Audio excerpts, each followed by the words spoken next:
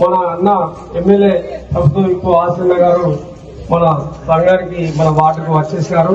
వారికి ధన్యవాదాలు తెలుపుకుంటూ అదేవిధంగా మన చైర్మన్ రోడ్డు రాజు గారికి, మన ప్రెసిడెంట్ శ్రీనివాస్ గారికి, మన market committee vice chairman Rakesh గారికి, మరియు మన ఈ వాడకట్ పెద్ద మనిషి మన మల్లయ్య గారికి, మన కమిషనర్ గారికి, మా ముందున్న కాంగ్రెస్ మా కుటుంబ సభ్యులందరికీ, మన వాడకట్టు ప్రజలు కార్యకర్తలు అందరికీ నా యొక్క ధన్యవాదాలు తెలుపుకుంటూ ఇలా అన్నం వేసుకుని భీముసుగా చేసుకున్నాము. అదేవిధంగా 5 లక్షలు సరిపోతలేవు అంటే మళ్ళీ 4 లక్షలు ఇచ్చిండు, మళ్ళీ ఇంకా 2 లక్షలు సుతా ఇప్పుడు పెంచిండు. మహిళా తల్లులందరికీ పేరు పేరున నా హృదయపూర్వక నమస్కారం తెలియజేస్తా ఉన్నాను. 14వ వార్డులో అనేక సమస్యల పరిష్కారం కోసం వస్తున్నప్పుడు మహిళా తల్లులందరూ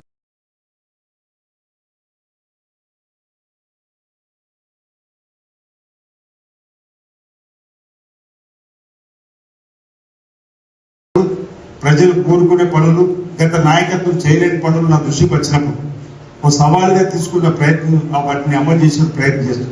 సరే, అలాంటి నిర్ణయాలు తీసుకున్నప్పుడు ఒకరిద్దరికి నష్టం జరగచ్చు, కానీ ఆ నిర్ణయం వల్ల వేలాది మందికి లబ్ధి జరుగుతున్నప్పుడు తప్పనిసరి పరిస్థితిలో కఠినమైన నిర్ణయం తీసుకున్న సందర్భం వచ్చిన సందర్భంలో నేను అనేక సందర్భాలు బహుశా ఒకరిద్దరికి ఇక్కడ నష్టం జరుగుంటే వారిని కూడా గుండెల్లో పెట్టుకునే విధంగా భవిష్యత్తులో వారికి కూడా సహకారం చేసే విధంగా ప్రభుత్వం పక్షాన కావచ్చు, వ్యక్తిగతంగా చేస్తానే మాట కూడా ఇచ్చిన సందర్భాన్ని మీ అందరికీ కూడా ఇస్తారు.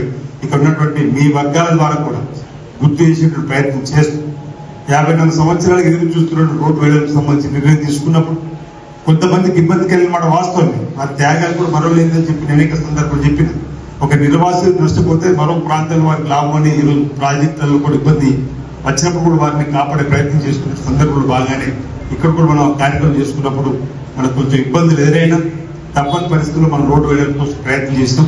ఇంచుమించు 80 ఫీట్ల రోడ్డు ఏదైతే రావాలనుకుంటున్నామో దానికి కూడా 6,50,00,000 వెచ్చించుకొని ఫౌండేషన్ కూడా వేసుకున్నాం. బహుశా 3 మాసాల లోపల తార్ రోడ్డు నిర్మాణం కూడా పూర్తవుతుంది. ఇంచుమించు 76 కోట్ల రూపాయలతోటి వేములవాడ దేవాలయ అభివృద్ధి కోసం కూడా మనం పునాలు గౌరవ ముఖ్యమంత్రి రేవంత్ రెడ్డి గారి చేతుల మీద గత సంవత్సరం నవంబర్ 24 కూడా భూమి పూజ కాబట్టి చేసుకున్నాం.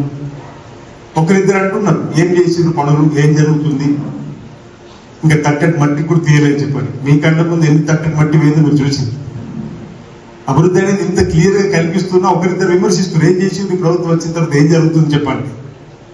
మీరు గెలిచి 2 నెలలు అయితే 3 బ్రిడ్జ్ ఎందుకు కట్టలేవారు? దానికి సమానం చెప్పిండి ఇదివరకు మీకు కూడా చెప్పాలి. ఎందుకంటే మీ అందరు కూడా సమాజ సేవకులుగా పనిచేసేటువంటి తరుణంలో 2015లో ఆ బ్రిడ్జిల కోసం ఫౌండేషన్ వేసారు. పక్కన ఆ బ్రిడ్జి పక్కన శిలాపాకం ఉంది, మీరు వెళ్ళి చూడండి. 2015లో ఇవాళ 2010 సంవత్సరాల క్రితం శిలాపాకం వేసారు. ఎందుకు మీరు కట్టలేదంటే సమానం చెప్పరు.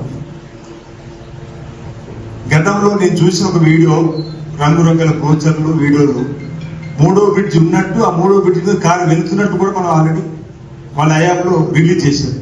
కానీ నిజంగా క్షేత్రస్థాయిలో చూస్తే బ్రిడ్జి లేదు. నేను వచ్చిన తర్వాత పోయి వెళ్ళి చూస్తే 3వ బ్రిడ్జికి సంబంధించి కార్యక్రమం అమలు చేయాలని చెప్పి, నిర్మాణం చేయాలని చెప్పి చూసి ఫౌండేషన్ కూడా వేసినారు. నన్ను ఒక తల్లి బాధపడుతూ తిట్టినటువంటి మళ్ళీ తెల్లరయ్యో ఈ విధంగా అనేది కాకుండా ఒక తల్లి అనేది వాడుతూ కొబ్బరికాయ కొట్టించింది. తీరా ఆ తల్లి ఆ రోజు కూడా ఏమన్నదంటే, మీరు బ్రిడ్జి నిర్మాణం చేస్తామని ముందుకు వచ్చిండ్రు, కానీ మాకు ఇక్కడ నష్టపరిహారం అన్నా పైసలు మీరు ఎట్లా మీరు పన్ను మొదలు పెడుతుందని చెప్పండి. తీరా ఫైల్ చూస్తే 6,90,00,000 రూపాయలు వాళ్ళకు పరిహారం ఇవ్వాలి. అంటే అప్పటికి 9 సంవత్సరాలు వాళ్ళు 10 సంవత్సరాల పరిపాలనలో భూసేకరణగా 70 ఇవ్వలేదు.